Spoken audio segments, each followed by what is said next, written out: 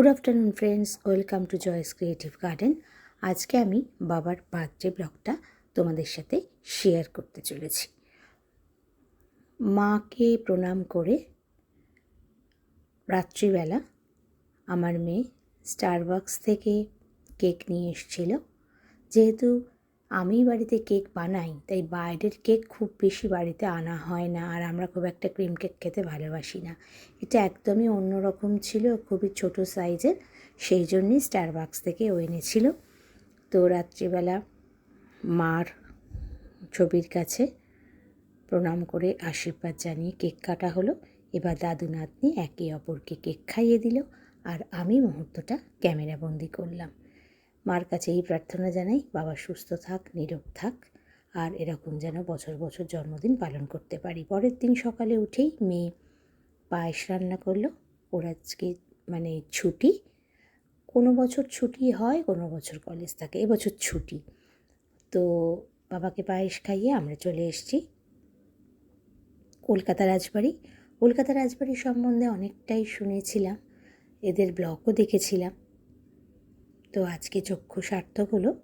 Actually কিছুই না, এটা একটা পুরনো বাড়ি, সেখানে একটা নস্টালজিক ব্যাপার রেখে রেস্টুরেন্ট খোলা হয়েছে।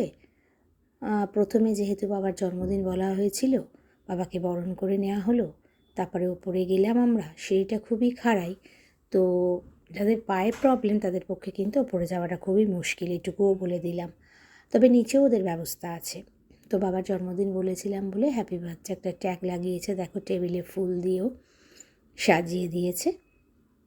বাবার জন্য একটা থালি নিয়েছিলাম, ওরা গন্ধরাজ ঘোল আর একটা ওয়েলকাম ড্রিঙ্কস দিয়েছিল। তারপর ডিমের টেবিল, ফিশ ফ্রাই দিয়েছিল, আর থালির মধ্যে পোলাও, সাদা ভাত, তরকারি সবই ছিল, চিংড়ি মাছ, মাংস, চাটনি, দই, পায়েস। আর আমি আমার মেয়ে নিয়েছিলাম ডাব চিংড়ি আর পোলাও। তার কারণ বাবা তত কিছু খেতে পারবে না, 5 রকম ভাজাও ছিল। তো ওগুলো খেলাম ভাগ করে আমরা। লাস্টে আসলো পান, দেখো সেই আগেকার দিনে। অবশ্য আমরা উত্তর কলকাতার, তো তাই জন্য আমাদের বাড়িও কিন্তু আদি বাড়ি এরকমই ছিল। আমার মেয়ে অবশ্য আমার আদি বাড়ি দেখেনি, যেখানে আমার জন্ম, তাই ওর কাছে ভালো লাগছিল। যাই হোক, দক্ষিণ কলকাতায় একটা উত্তর কলকাতার আবেশ পেলাম, ভালো লাগলো। এখন অপেক্ষা করছি, কারণ আসার সময় লেককালি বাড়ি বন্ধ হয়ে গেছিলো, আবার 3:30 খুলবে।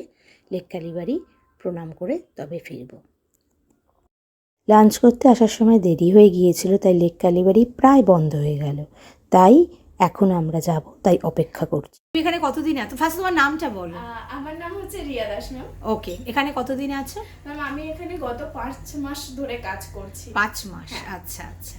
তো 5 মাস ধরে তুমি কাজ করছো, মোটামুটি সারা সপ্তাহই প্রচুর লোকজন থাকে। ভীষণ রাশ থাকে আমাদের। আর এখন এই বিয়ের মৌসুম বলে আইবুড়ো ভাতেও খুব বেশি লোক আসছে। আমাদের বরণ ডালা বলুন, আইবুড়ো ভাতে যেসব স্পেশাল সবকিছু, বরণ ডালা, টোপর, এগুলো সবসময় আমাদের প্রতিদিন থাকে। হ্যাঁ, আমি তাই দেখছিলাম কয়েকটা টোপর রয়েছে। হ্যাঁ অবশ্যই, একদম প্রতিদিন থাকে, যার জন্য আমাদের এখানে বিশেষ করে আইবুড়ো ভাতটার জন্য ভীষণ রাশ হয়ে যায় এই বিয়ের সিজনটা। প্রচুর তোমার দৌড়াদৌড়ি করতে একতলা তিনতলা, ভালো লাগছে এখানে। আচ্ছা, ভীষণ ভালো লাগে। আচ্ছা আচ্ছা আচ্ছা। আর এখানকার যিনি ওনার বোধহয় ওপরে আছেন বললো। হ্যাঁ, উনি এখানে থাকেন না, তাই না? একজন বলছিল, সার্ভ করছিল যে উনি এখানে থাকেন, ওনার কাছে থাকেন, আচ্ছা কাছাকাছি থাকেন। আচ্ছা আচ্ছা আচ্ছা। উনি তো ওনার বাড়ি এটা না, কারণ বাড়ি রেন্ট, বাড়ির মধ্যে। আচ্ছা, এদের একটা ব্রাঞ্চও তো হয়েছে গো হাতিবাগানে। হাতিবাগানে আছে।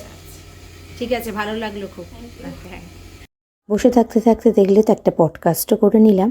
আসলে আজকাল কোথাও গেলেই মনে হয় সময় নষ্ট করব না, কিছু কাজ করি ইউটিউবের জন্য, ফেসবুকের জন্য। তারপরে লেককালি বাড়ি এলাম এবং মন্দির খুলল, সুন্দর দর্শন করে ফিরে এলাম। ঈশ্বরের কাছে এই প্রার্থনা করলাম, বাবা যেন সুস্থ থাকে, নীরোগ থাকে, প্রতি বছর সুন্দর করে এই দিনটা পালন করতে পারি। তোমরা অবশ্যই সাবস্ক্রাইব আর শেয়ার করো, ভালো লাগলে কমেন্ট।